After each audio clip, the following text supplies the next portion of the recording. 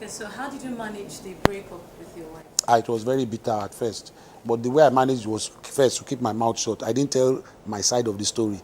Now, the press took it upon themselves. Many of them supported her. So it was bad stories upon bad stories of Femi Kuti. From I'm a wife beater, I'm a this. There is nothing they didn't say.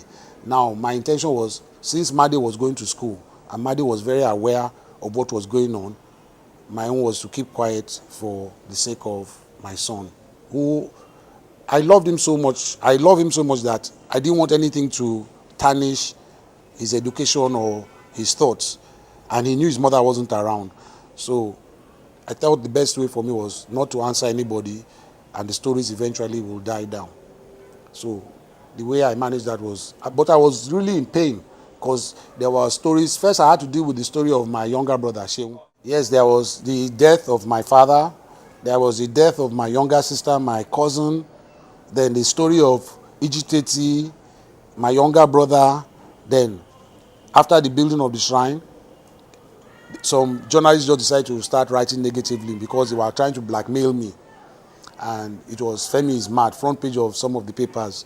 And this really, so it was, my life was in total chaos. I was so sad and depressed. I thought of committing suicide many times. I would sulk so many times to my mother that, why are they doing this to me? You know, then my friends were, there was one story that really puzzled me was they saw me in Ojo-Elegba, stark naked, holding a big joint of Indian hemp. So my friends came, they were banging on my door. What's this? We are reading about you. What's wrong with you? And I said, are you all crazy? First, you are banging on my door like mad people. You are the one that is mad. This was a big fight, Mole. Hey, you can't imagine this fight between my friends and they had all gone to report me to my mother that, how can he go to Ojo-Elegba and he's smoking money? First of all, if I want to smoke Igbo, why will I leave the Africa Shrine and go all the way to Ojo-Elegba to smoke the Igbo? And two, am I not well dressed right now? You see the story says stark naked. Did I come back stark naked? You mean I was driving that my Pajero with no clothes on? I said, so we started to abuse her. So that all that friendship broke up that day. 2 days later, I had to leave for France because they now said to convince, they said I had to go for psychiatric treatment. This was very close family and friends doing all this, and I was like, So I ran to France and I stayed in France for 5 months. By this time, my marriage, everything, the band had broken up, and I said, so my French friends now said, you don't understand what you have been doing. You have been so political. Bang, Bang, Bang was a huge success. People cannot, you have changed whether you like it or not. And people cannot, they don't know the Femi, the boy that is grown up, so political. I did a poster, Obasanjo and Tinubu, stop corruption and stealing in government. And I printed 150,000 of these posters and put it all over Lagos. So this messed up a lot of people that, are you mad? What is the meaning of this money? Don't you see that we don't have electricity? How long are we going to be like this for? No roads. We can't afford education. Healthcare is not working. Are we not going to? And I set up this organization, Movement Against Second Slavery. I was dead serious with this political movement, but I think most of them were thinking it was just a big joke. But I was serious because I was investing in it, and I was doing things. I said to play in the universities free for students, talking politics. But I think everybody thought I was jiving, and I was serious. So this guy, this Femi, was going more political. He was being too much like his father, and this set of friends just did not like it. So when I went to France, I came back and I said the only way is to just come back, do my thing, face the shrine, face my kids, and keep quiet. So do you have plans to remarry? No. I never believed in marriage. So my girlfriend, I have about four relationships I'm in. Right. Maybe 2, yes. 2 are very serious.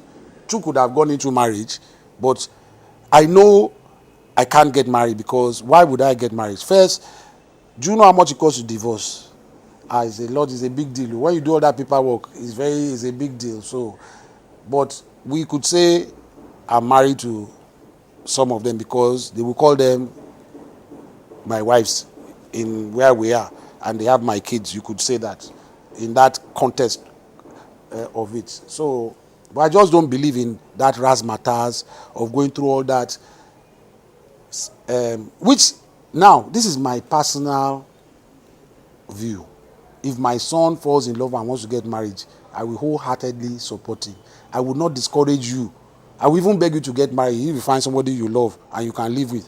But I know I am too dishonest in that respect to remain faithful, loyal, and kiniko. I am not going to do it. So is it at 50 you want to convince me? And at 50, why do I want to now? Should I tell one of my girlfriends that no, it is you I'm going to marry and not this one? I cannot break anybody's heart right now.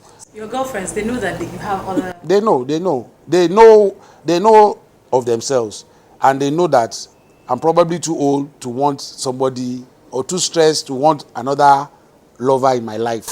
So they're just satisfied with. We have our little squabbles and that. There is jealousy among, even me too. I'm a very jealous person. You don't think I'm not.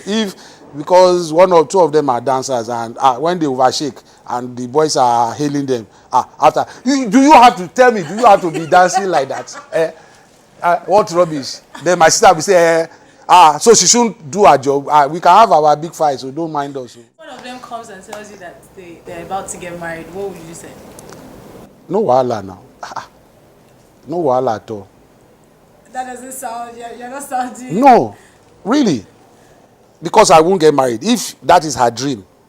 I'm not that kind of person to stop anybody from. I'm the kind of person, if I love a girl who is in love with one or two other boys, and I love her, I will accept. If she tells me, as long as she is truthful and honest, what I can't stand is dishonesty. If you are playing a game with me, say, oh, you are the only love of my life, and I can read you, and I start catching phone calls and letters, that I can't stand. If you tell me, look, Mr. Anikulapo, I love you, but I love Bode and I love Solomon, let it be my choice to accept you for what you are. As why it should be your choice you must accept me. So they accept me for what I am. I'm very, very honest, and I demand that honesty amongst anybody I am with. You spoke about politics earlier. Yes. And I want to catch your views on that from January when you stood up at that podium in Ojota till the crash. How do you view what has been going on in Nigeria? It's very sad.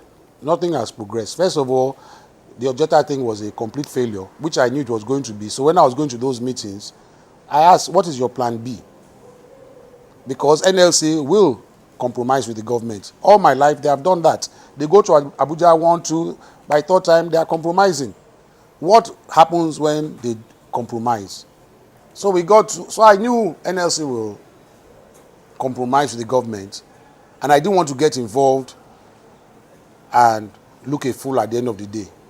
And I knew that if I start going to Ojota, there's a class of Nigerians, if they see me, they will be brave to come to Ojota. And whether anybody likes it or not, because of the shrine, even if I don't get a lot of press reviews, I've got a very strong, solid fan base of young people, especially between the ages of 25 and 18, who are strong followers of my music. They come here, they patronize the club, and they come from Alagomeji, they come from Ojo-Elegba, Mushin. These are my followers, and it's very strong. If they see me, all of them will start trooping to Ojota, and I knew that if I start to show my face and all these people come there, we must stick to our plan.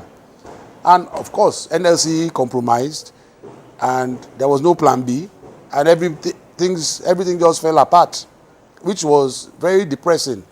And then there's a class of Nigerians that, lawyers, doctors, if they see a Femi Kuti there, they will not, a lot of girls will come out because it's safe. If Femi is there, it must be safe. They will say that to themselves. And we said to notice that it wasn't full of, it didn't turn rough, it didn't turn violent.